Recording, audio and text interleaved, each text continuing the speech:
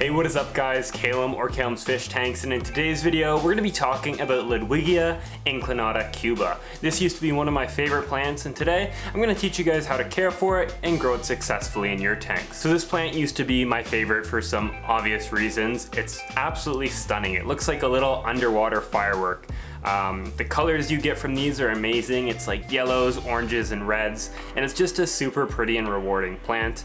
But today I'm going to talk about how to care for it and how you can grow it yourself. Ludwigia inclinata Cuba. It was discovered in Cuba, hence the name, by one of the founders of Tropica aquarium plants. It's a very finicky plant, and it's one I wouldn't recommend at all for beginners because it is a little bit hard to grow, but today I'm going to give you guys some tips and help you guys be successful in growing it in your tanks. So this is now my third time trying Ludwigia inclinata Cuba in one of my scapes, and the first time I've been successful with it. There's a lot of things I learned along my journey, and now looking back on it, I know how I killed it so many times, and today I'm going to teach you guys some things on how you can avoid that in your tanks. So one of those first requirements for Ludwigia inclinata is CO2.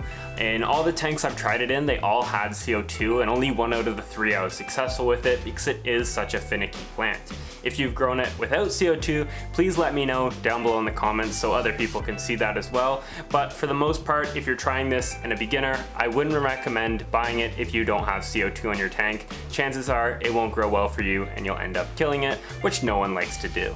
The next most important thing is a strong light. Ludwigia inclinata is a big plant. It's going to get big leaves, it's a really big stem, and it has the tendency to shade itself out. Those big leaves will cover up the lower leaves, they won't get any light, and they'll slowly rot away. This can cause a lot of algae issues in a tank, so if your light's not strong enough, it can cause a lot of problems if you try this plant.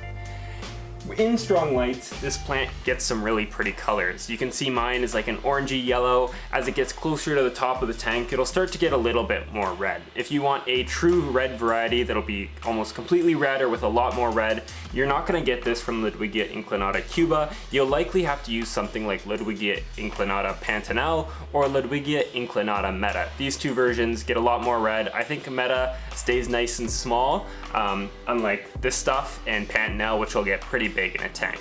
The third and most important thing you need to get this plant growing good is a good substrate. This plant is a really heavy root feeder. I'd think of it kind of as like a big stem version of a crypt plant. It'll put out lots of roots and takes in a lot of nutrients that way, so you're going to want a really good substrate, something like Tropica or 88 Amazonia. In this tank, I add root tabs almost every 3 months. 3 or 2 months, and I put 2 or 3 under the Ludwigia inclinata because it uses up so many nutrients. So if you're growing this plant, I'd recommend a really nutrient-rich substrate as well as adding root tabs pretty frequently to keep it growing good. So now let's talk about why I failed with this plant in the past. The first time I had a pretty simple issue. I didn't have enough light, and I didn't have enough light to keep it alive and grow it. The second time though, I had strong light, good CO2, a aqua soil substrate that had root tabs in it, lots of nutrients, but I still failed. And that's because I didn't know about what the most important thing is for keeping this plant alive, which is a very specific way of trimming it.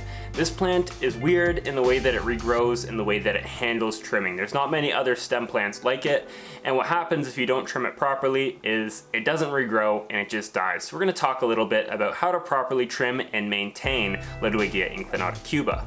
So what makes it so weird with trimming? Well, one of the things about Ludwigia inclinata is it doesn't always send out side shoots. You can trim off the top and then it won't start growing from it again. So for this reason, whenever you trim Ludwigia inclinata Cuba, you always have to replant the tops. These will regrow and you can keep the plant alive. What happened in my second case is I just trimmed off the tops and I sold them, and then they never regrew. These stumps withered away, caused a bunch of algae, and it wasn't a lot of fun. So you'll always need to make sure whenever you trim this plant, you're replanting the tops. I usually always remove the bottoms as well, but it's a little bit of a pain to do. The plants are heavy root feeders like I mentioned, so it'll stir up a lot of stuff. If you're using a dirted tank, I don't recommend this plant because it'll make a complete mess when you go to rip out those bottoms.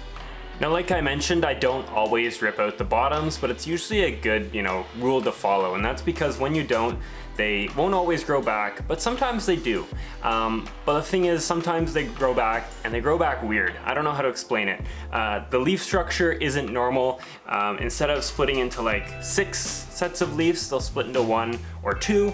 I've got one in here that was actually a trimming from a side shoot that had grown off, and it just looks really weird compared to the rest of the plants. It's a lot brighter in color, but it has a lot less leaves and looks a lot less dense. So to avoid these, I usually rip out the bottoms instead of having the occasional weirdos pop out and make the bunch look a bit ununiform. So if you're always trimming the tops, replanting them, and then throwing out the bottoms, how do you propagate Ludwigia inclinata Cuba? The best way to do this is to let the plant grow crazy. You let it grow up to the top of the water, and then from there it'll kind of bend over. When it does that, you leave it for a while, and what it'll do is it'll carpet along the surface, sending out a bunch of side shoots, and these can easily be trimmed off and replanted. Ludwigia inclinata Cuba is a very fast grower, so if you leave it for a while, this will eventually happen in your scapes. And it is a very fast grower once it gets a root system going, and it gets very big. It'll quickly reach the top of this tank. Probably in another week. It's still developing those root systems after I replanted it, and this tank is 18 inches tall.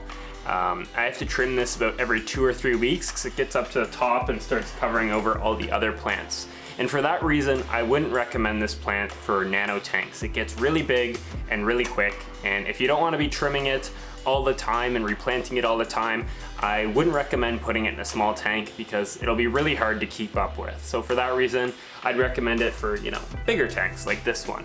So this used to be one of my favorite plants, but because of the maintenance and how hard it is to maintain, it's kind of dropped down. I've had it growing in this tank for about a year and a half, and it's just a bit of a pain to keep up with. So I'm planning to switch it out with something new eventually, but wanted to get this video out to you guys for a little care guide on this absolutely stunning plant, because it really is beautiful, but I just need, a little break from it. I'm sick of trimming it all the time. But anyways, guys, I hope you guys enjoyed and learned something new, and hopefully are more successful with Ludwigia inclinata in your future scapes. But anyways, this was KalemsFishtanks. Thank you so much for watching. Peace.